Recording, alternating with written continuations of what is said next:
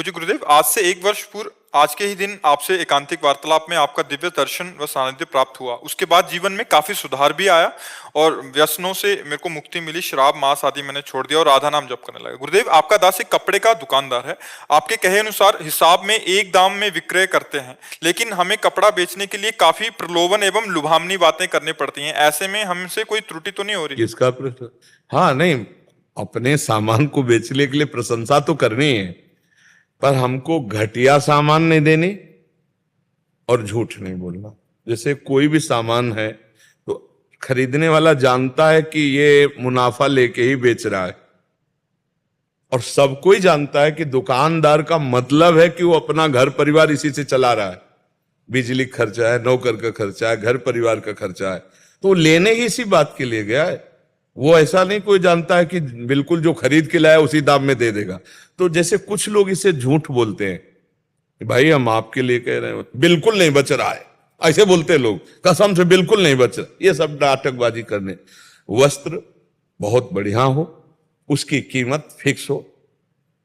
जैसे कोई कहे 130 का उधर मिल रहा था, आप 160 का दे रहे हो, हम यही 160 का देंगे। 130 का मिल रहा है, आदर से आप ले लीजिए जाके, 5 पैसे कम नहीं। बिल्कुल अपने पे टिके रहो, झूठ बोलना नहीं है कि भाई हम इतने का लाए हैं, इतने का, कुछ नहीं।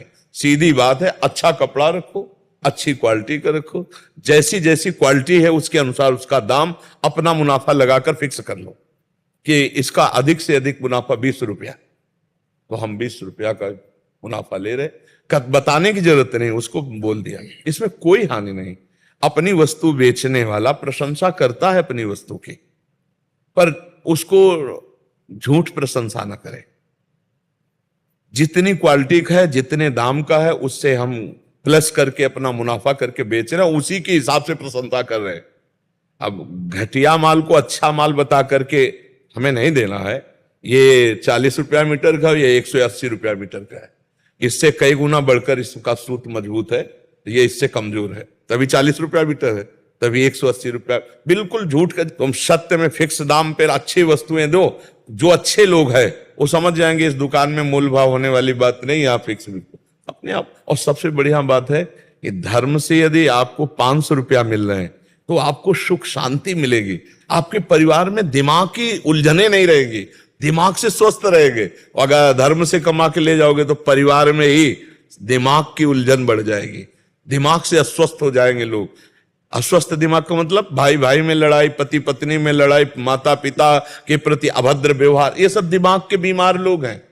जरा जरा सी बात में छोटा भाई बड़े भाई को मार रहा है, बड़ा भाई छोटे भाई को मार रहा है, ये सब दिमाग के बीमार है।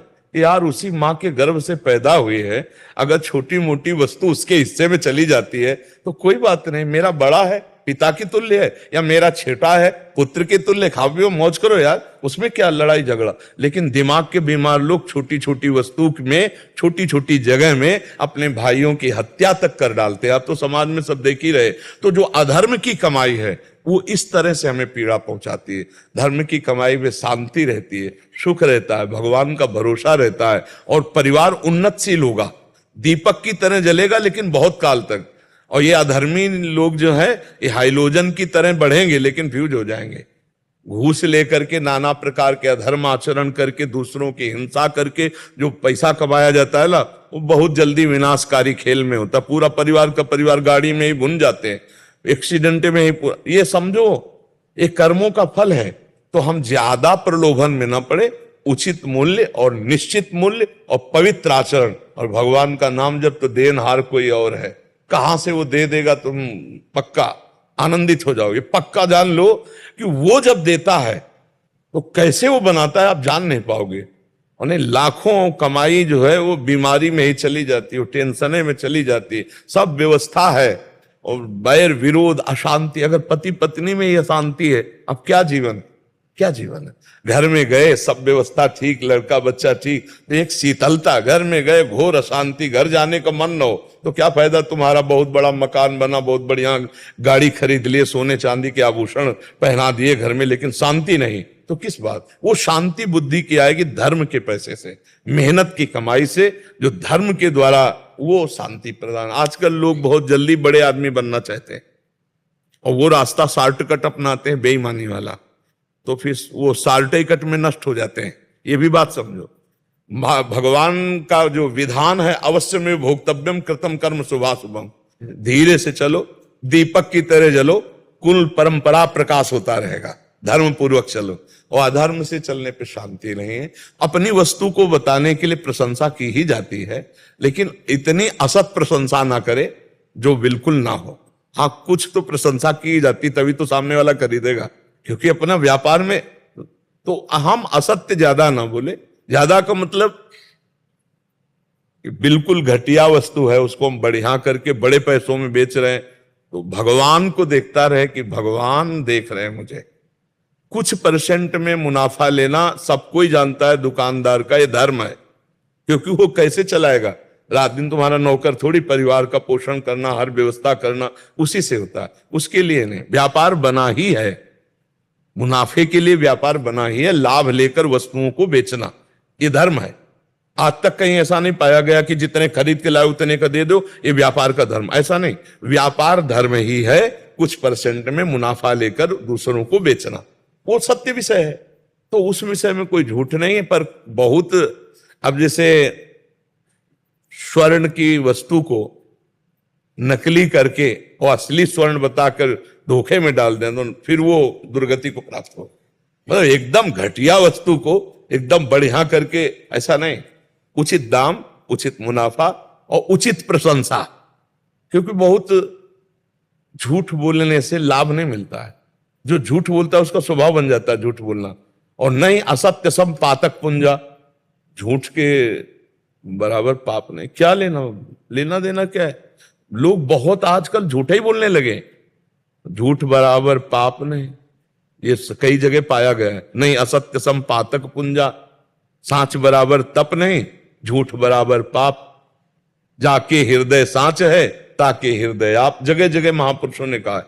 तो हम व्यर्थ में झूठ क्यों बोले? तो बहुत बढ़िया है, आप उसको और थोड़ा संभाल लीजिए कि कोई ऐसी बात ना हो जो ना हो और वो हम कह रहे हो। दोष दर्शन बहुत होते हैं, जैसे कभी कभी जैसे बहुत कुछ दिखाया, उसके बाद आखिरी में न लेना तो अरे वो आप ना ले पाओगे, ये वो चीज। हाँ, अब इसको इस तरह से ले, अगर आपने कभी सुना हो, हमने एकांतिक में भी और सत्संग में कहा कि व्यापारी को, ग्राहक को भगवत स्वरूप देखना होगा।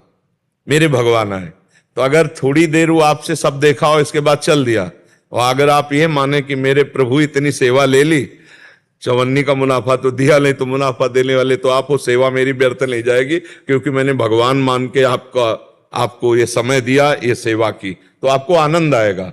और ग्राहक मान करके केवल देखोगे तो जलन हो जाएगी। आधा घंटा से हर थान देख लिया और 1 मीटर भी नहीं लिया, तो इस जलन से बचने के लिए भगवत भाव रखना पड़ेगा कि ग्राहक को देखते ही पहले कि प्रभु आप आए हो नाथ, अब देखते हैं कि आप क्या सेवा लेते हैं।